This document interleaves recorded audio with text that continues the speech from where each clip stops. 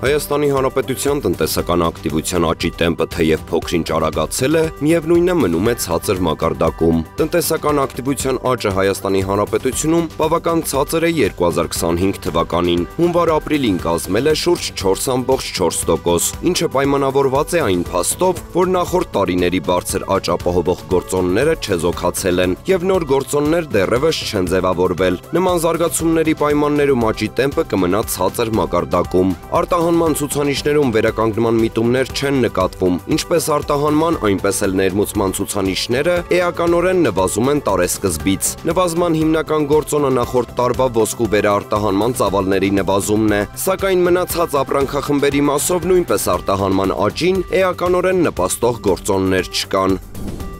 Պետական եկամուտների կոմիտեն տեղեկացնում է, որ շարունակվում են հսկողական աշխատանքները վարձու աշխատողի չձևակերպման դեպքերի բացահայտման ուղղությամբ։ Վարձու աշխատողին աշխատանքի ընդունելիս հարկ վճարողը պարտավոր է ապահովել աշխատանքի ընդունման մասին անհատական իրավական ակտի ընդունումը կամ գրավոր պայմանագրի կնքումը, իսկ նոր աշխատողի համար սահմանված ժամկետում հարկային մարմին պետք է ներկայացնել գրանցման հայտ։ Կամավոր աշխատողի դեպքում նրա հետ պետք է կնքել կամավոր աշխատանքի մասին պայմանագիր։ Այս ուղղությամբ իրավախախտումների կանխարգելումը եւ հսկողությունը կարևոր են յուրաքանչյուր աշխատողի, ինչպես նաեւ օրենքի դաշտում գործող բիզնեսի համար։ ՊԵԿ-ը հորդորում է հարկ վճարողներին հետևել օրենքի պահանջներին եւ դրսեւորել հարկային կարգապահություն, նպաստելով կայուն եւ վստահելի բիզնես միջավայրի ապահովմանը։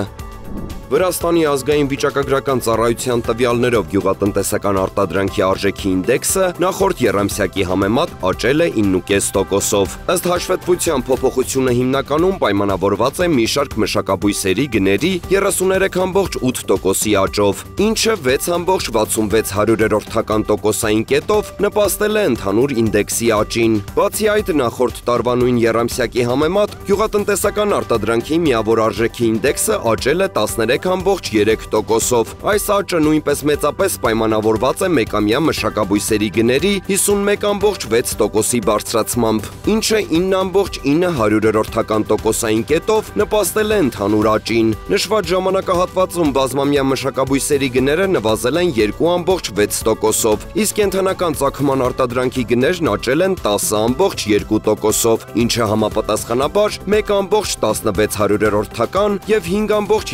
5.39%-ային կետով ազդել է ընդհանուր ինդեքսի վրա։